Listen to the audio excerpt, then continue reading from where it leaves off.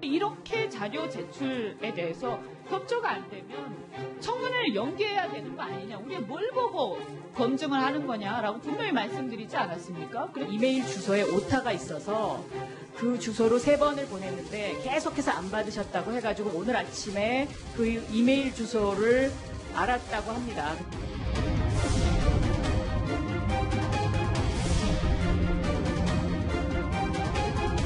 비용을 안 내고 버티셔가지고 적당히 넘어가시려고 생각한다면 그건 굉장히 잘못된.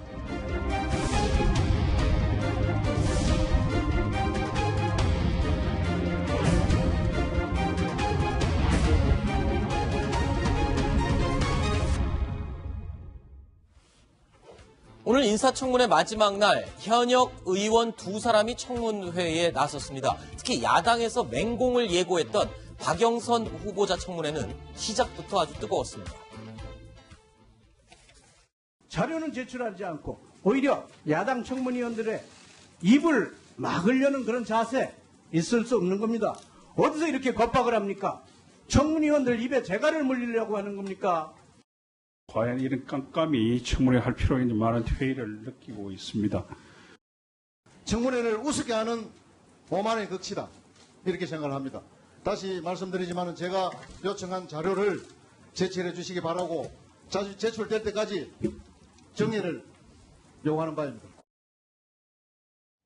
박영선 후보자, 야당이 요구했던 자료들을 제대로 모두 제출하지 않은 그런 모양이었나 봅니다. 자, 한국당 의원들이 피켓까지 동원하면서 항의의 뜻을 강력하게 밝혔는데, 자, 자료 미제출 건으로 시작부터 아주 분위기가 뜨거웠어요. 그렇죠? 그러니까 원래는 현역 의원들 청문회는 사실 좀 다 잘 지나가요. 네. 어제까지 동료였고 좋은 게 좋은 거 아니야? 뭐 이러면서 의원들은. 네. 근데 박영선 의원 같은 경우, 박영선 후보자 같은 경우 왜 이제 또 이렇게 좀 다른 의원 출신 장건 후보자보다 좀 더 논란이 되냐면, 사실은 박영선 후보자가 예전 야당 시절에 네. 소위 말해서 여의도의 박남매라는 별칭이 있었어요. 네. 박지원 지금 민주평당 전 대표, 박지원 의원하고 박영선 의원이 당시에 이제 야당 시절에 인사청문회를 하면 정말 진짜 그 후보자들이나 공세로 사실은 몇 명 낙마시키는 결정적 역할을 했거든요. 네. 본인들이 그때 후보자들한테 요구했던 기준들이 있어요. 네. 그 기준을 가지고 지금 박영선 후보자를 잣대를 대서 검증을 해보면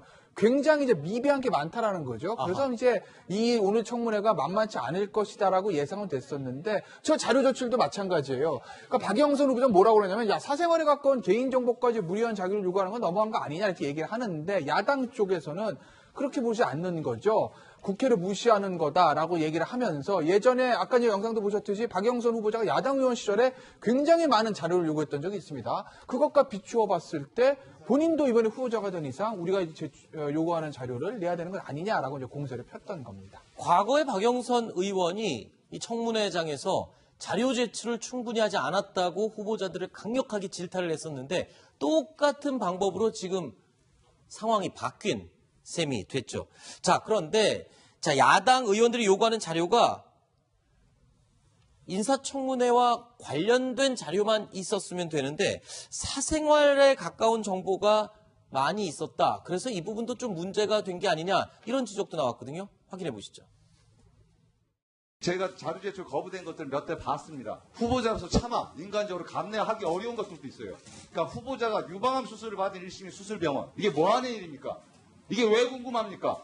설사 수술을 했든 안 했든 이런 자료 제출 요구하면서 이거 제출하지 않았다고 정회를 요구하고 청문을 거부합니까? 후보자의 결혼증명서를 내라 하면 어떤 상상을 하길래, 어떤 불순한 상상을 하길래 그거마저 내라고 하는 겁니까? 바로 그런 점을 저는 못마땅해 하는 정치적 망신 주기에 다를 바이라는 생각이 듭니다.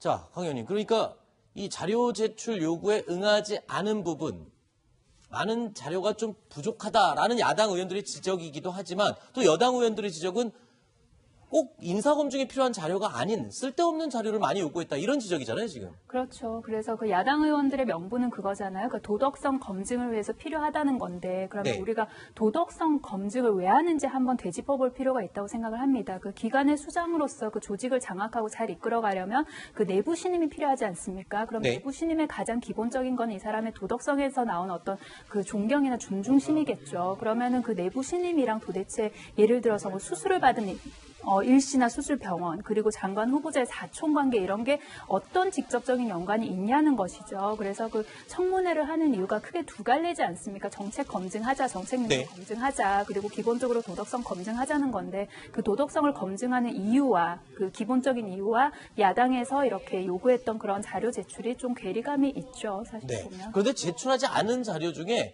개인정보와 관련된 자료가 다 포함된 건 아니거든요. 그러니까 실제로 좀 제출을 해달라고 한 자료도 제출하지 않은 부분이 꽤 많죠. 그래서 논란은 계속 있습니다. 그러니까 예전에는 그렇게 자료 안 냈다고 뭐라 그랬던 인물이 여기 와서는 왜 또 자료를 다 안 내느냐라는 지적도 있지만 또 쓸데없는 자료가 너무 제출 요구가 많았다. 이런 주장이 팽팽히 맞서고 있습니다. 예, 한 100여 개 정도의 자료를 쟁점이 되는 자료를 필요로 하는데 그중에서 한 30여 개 정도만 제출이 됐고 나머지는 아직 제출되지 않았다라고 얘기하는 거 하고 네. 있고요.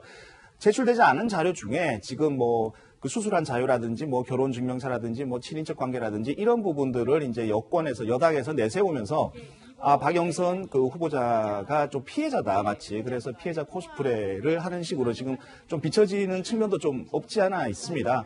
그런데 제출되지 않은 자료 중에 보면 지금 박영선 후보자와 관련된 의혹이라고 하면 한 10여 가지 정도 되는데요. 그런 부분들을 갖다가 꼼꼼히 객관적으로 좀 알아볼 필요가 있는 그런 측면에서의 자료도 없지 않아 있습니다. 네. 자, 일단 인사청문회가 하루짜리 푸닥거리냐라면서 과거에 박영선 후보자가 지적을 했던 그런 내용인데 글쎄요. 이 역지사지가 돼서 똑같은 상황이 다시 거꾸로 된 상황이 오늘 계속 진행이 됐습니다. 자, 그런데 청문회를 위해서 박영선 후보자 측에 요청한 자료가 2,252건이에요. 근데 원래 이렇게 자료 제출 요구를 많이 하는 겁니까? 어떻습니까? 그건 이제 장관 후보자가 누구냐에 따라 다른 부분인데요. 아, 그래요? 기본적으로 이 공격을 하는 야당 입장에서는 굉장히 많은 자료까지 디테일한 부분을 다 요구하는 게 정석이고 네. 여당이 거기에 대해서 어차피 다 동의를 해주지 않습니다. 지금 박영선 후보자 같은 경우도 개인적인 정보라던가 수술 내역 같은 경우까지도 야당이 요구한 것은 저는 좀 지나친 부분이 있다고 보지만 우리가 어제를 돌아보게 되면 또 문성혁 해수부 장관이나 김현철 통일부 장관 후보자 같은 경우는 꼭 필요한 어떤 차명거래 의혹에 관련된 자료라던가 뭐 증인 채택 같은 경우도 여당 의원들이 상임위 회의에 아예 불참해버리면서 다 무마를 시켜버렸거든요. 네. 그러한 전례들이 있기 때문에 야당 입장에서는 다소 꼭 필요한 것보다는 좀 더 넓은 범위의 자료를 많이 요청하는 경우도 있다. 이렇게 이해를 하시면 좋을 것 같습니다. 자, 급기야는 청문회장에 과거 박영선 의원의 모습이 등장했습니다. 오늘의 박영선 의원의 모습과 정반대의 모습이었죠. 들어보시죠. 통증만 있고 통장 거래 내역이라든가 금융 거래 정보 내역이 하나도 없기 때문에 지금 더 의혹을 사고 있는데 백문이 불여일견이라는 말이 있습니다. 내시면 됩니다, 자료를. 이번처럼 자료를 부실하게 안 낸 적이 없습니다. 그러니까 자료를 안 내고 버티셔가지고 적당히 넘어가시려고 생각한다면 그건 굉장히 잘못된 것이라고 생각합니다. 자료 요청을 하면 국정감사나 국정조사에 준하는 경우에는 자료를 내도록 되어 있습니다, 현재. 그리고 인사청문회는 국정감사나 국정감사에 준한 그 이상의 것입니다. 이 청문회를 통해서 자료를 명쾌하게 제출함으로써 국민적 신뢰를 회복할 수 있다는 부분에 대해서도 동의를 합니다. 자, 이렇게 창을 든 야당이 보신 영상까지 자료를 준비하면서 맹공을 퍼부었는데 여당의 반박 또한 만만치 않았습니다. 시위하는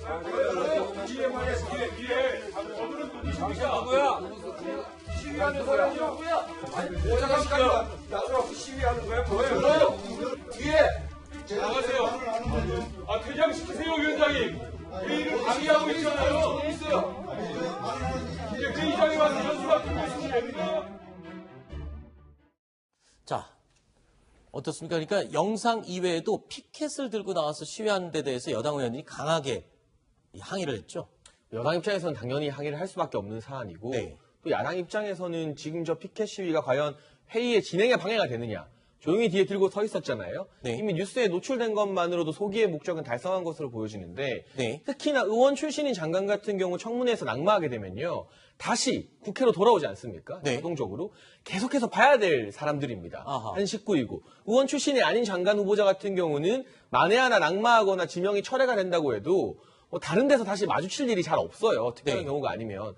그러나 국회의원들 같은 경우는 원내에서 지속적으로 마주쳐야 하는 것이기 때문에 이 동료 의원들의 엄호하는 태도가 한층 더 강할 수밖에 없다. 아하. 보다 또 격렬하게 방어를 해줄 수밖에 없다. 그런 장면들이 또 위성건 의원의 격한 대응에서도 잘 보이는 것 같습니다. 자, 그런데 오늘 눈길을 끈 또 한 명의 의원이 있습니다. 바로 바른미래당 이현주 의원입니다.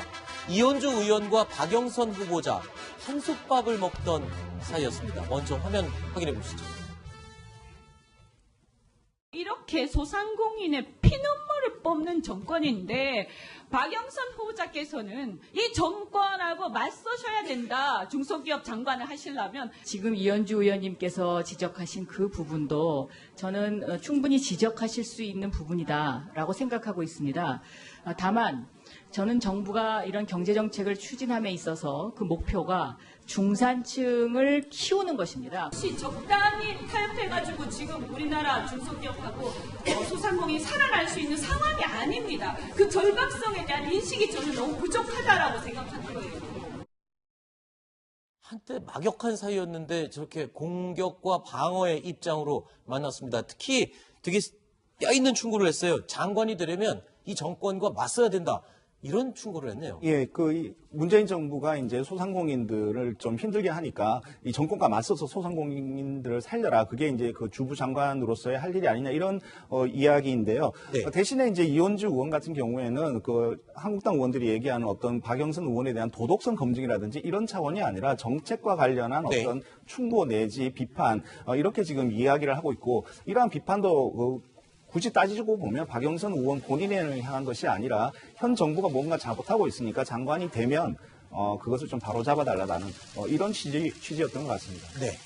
그 소상공인의 피눈물을 뽑는 정권이라는 말 자체는 동의를 할 수가 없습니다. 근데 다만 이 이야기를 했던 그 취지나 어떤 뭐 최저임금 그 인상의 어떤 속도 조절이나 이런 거를 이야기를 한 것이라면 뭐 당연히 받아들일 수 있는 이야기라고 생각합니다. 그래서 장관이 그 소신을 가지고 시민적 감각을 잃지 말고 그렇게 그 주무부처를 잘 운영해 나갔으면 좋겠다는 뜻으로 저는 받아들이고 싶습니다. 네. 저는 이현주 의원의 저런 맥락에서 지금 박영선 후보자 이전에 현재까지의 장관 홍종학 장관이 떠올랐습니다. 네. 이분이 중소벤처기업부 장관 하신 이후에 무슨 일을 했는지 기억나시는 국민들이 과연 있을까요? 그러니까 이 정말 중소기업과 소상공인들의 경제 상황이 엄혹한 상황에서 단순히 청와대나 본인을 임명해준 대통령의 눈치를 보고 가만히 있는 장관이 돼서는 안 된다. 네. 때로는 정권과 각을 세우더라도 이 중소소상공인들의 목소리를 적극적으로 대변해서 네. 홍종학 장관처럼 하지 말아라. 아하. 이런 뜻이 저 이현주 의원의 발언에 담긴 게 아닌가 그냥 생각합니다. 자리만 보존하다가 나갈 게 아니라 실질적인 도움이 되는 정책을 펼쳐달라.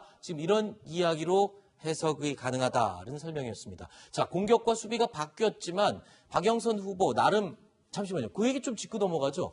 과거에 어떤 인연으로 막역한 사이였는지 좀 설명을 해 주실까요?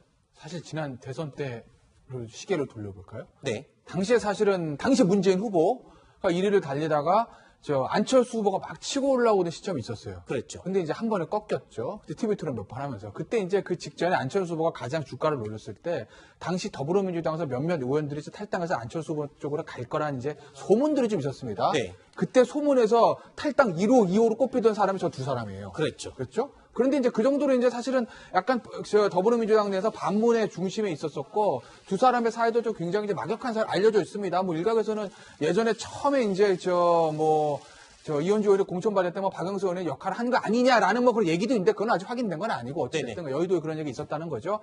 그런데 이제 그 당시에 이현주 의원은 탈당을 하고 박영선 의원은 탈당하지 않고 남았죠. 그러면서 사실은 당시 문재인 후보 대선 캠페인에 굉장히 앞장서서 열심히 선거운동을 하긴 했어요.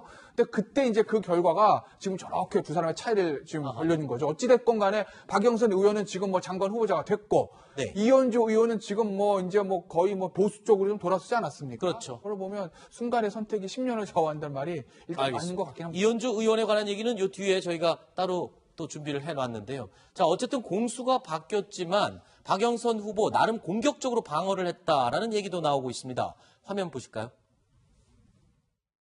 이현주 의원님께서 그 조윤선 장관의 씀씀이와 관련된 부분을 제가 질의했다 이렇게 말씀을 드렸는데 이거는 사실관계가 조금 다르고요. 저희 부부가 얼마를 벌어서 얼마를 썼냐 이거하고는 좀 비교 대상이 아니지 않는가 하는 그런 생각을 합니다. 황교안 대표님께서 그 집 몇 채를 갖고 있다라고 발언한 그 내용은 전셋집이나 월세집에 사는 것까지 포함을 해서 얘기를 한 것입니다. 황교안 대표님의 논리대로라면 대한민국의 전셋집이나 월세집에 사는 분들도 모두 한 채의 집을 갖고 있는 것이 되기 때문에 그러니까 방어하는 입장이지만 이게 기계를 굽히지 않고 당당하게 좀 방어를 끝까지 했다 이런 평가도 있어요. 방어 보면은 잘 하신 것 같아요. 본인이 해명할 건 해명하고 그리고 소명할 건 소명하고 그렇게 잘 한 것 같은데 그 네. 청문위원들의 자세에 대해서 한번 좀 짚고 넘어가야 될 것 같아요. 네. 그 국무위원을 검증을 하는 자리이지 이분들을 불러다가 호통을 치거나 아니면 뭔가 좀 신문하듯이 그런 자리는 아니지 않습니까? 그래서 정책 검증이나 아니면 개인의 어떤 도덕성이나 이런 데 검증을 하는 데 초점을 맞춰야지 망신주기라든가 아니면 호통치기에서 좀 호통치기에 그런 집중하는 그런 모습에서는 좀 벗어날 때가 됐다는 생각 듭니다. 네. 장희찬 평론가님은 어떻게 하세요? 어떻게 생각하세요? 박영선 후보자가 충분히 막았다고 생각합니까? 방어를? 네, 저는 태도 측면에서는 다른 후보자들 보면 굉장히 어색한 미소를 짓고 있거든요. 네. 웃어야 될지 무표정이어야 될지. 그렇죠. 근데 표정이나 눈빛만 봐도 의원 시절의 그 저격수 모습이 여전히 남아있다. 네. 그러나 발언의 맥락을 보면요. 사실은 이현주 의원 요청대로 문재인 정부의 어떤 경제 담당자들이 들으면 깜짝 놀랄 이야기들이 좀 있었어요. 네. 내년도 최저임금 지금 경제 상황 고려하면 동결 수준으로 해야 할 수도 있다. 아하. 그리고 뿐만 아니라 지자체에게, 그러니까 지역별로 최저임금을 차등 적용하는 방안도 연구해 봐야 된다. 네. 이런 부분은 사실은 야당에서 강력하게 주장하던 내용이거든요. 그렇죠. 이런 발언들이 과연 청문회 자리에서만 나온 것인지 아니면 장관이 되고 나서도 이 문재인 실천할지. 정부의 어떤 경제 정책과 네. 각을 세울 수 있을지는 네. 긴 시각으로 국민들이 지켜봤으면 좋겠습니다. 그 부분은 우리가 장관이 임명이 된 후에 한번 유심히 지켜봐야 될 부분인 것 같습니다.